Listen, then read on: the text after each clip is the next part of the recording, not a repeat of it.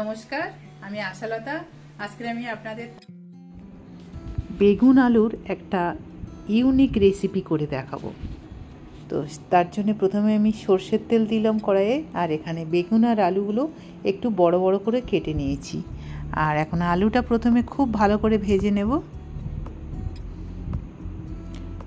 সর্ষের তেল দিয়ে এটা ভাজছি, আপনারা সাদা তেলেও এটা করতে পারেন। তো আলুগুলো ভাজা হয়ে গেছে, তুলে নিচ্ছি। আর বেগুনটাও আমি ওই তেলে খুব ভালো করে ভেজে নেব। বেগুনের মধ্যে দিয়ে দিচ্ছি হলুদ আর নুন, দিয়ে বেগুনটা খুব ভালো করে আবার ভেজে নেব।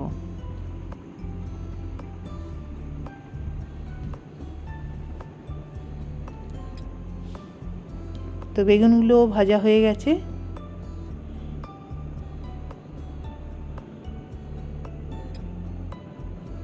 বেগুনটা তুলে নিতে হবে এই সময়। এবার আমি একটা ফোড়নে দিয়ে দিচ্ছি তেজপাতা আর এলাচ আর গোটা জিরা।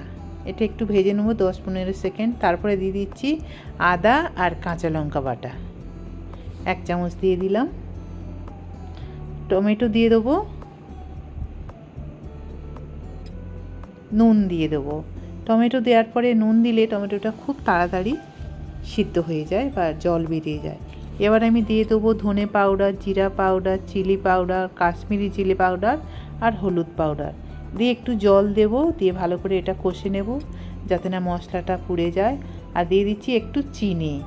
আপনারা চিনি ব্যবহার করতে পারেন, নাও করলে চলবে, তবে বেগুন আছে তো একটু চিনি দিলে ভালো লাগবে। দিয়ে দেবো একটু বেসন, 1 চামচের মতন বেসন দিলাম। দিয়ে আবার এই মশলাটা খুব ভালো করে ভেজে নেব।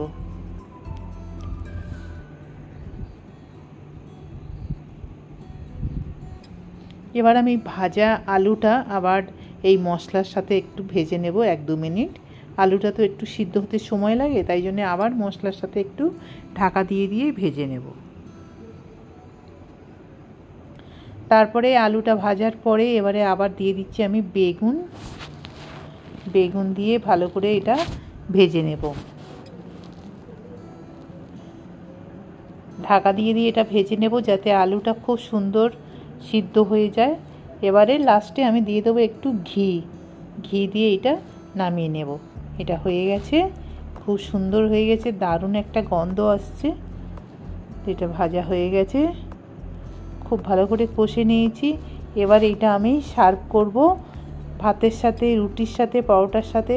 এটা অসাধারণ খেতে লাগবে।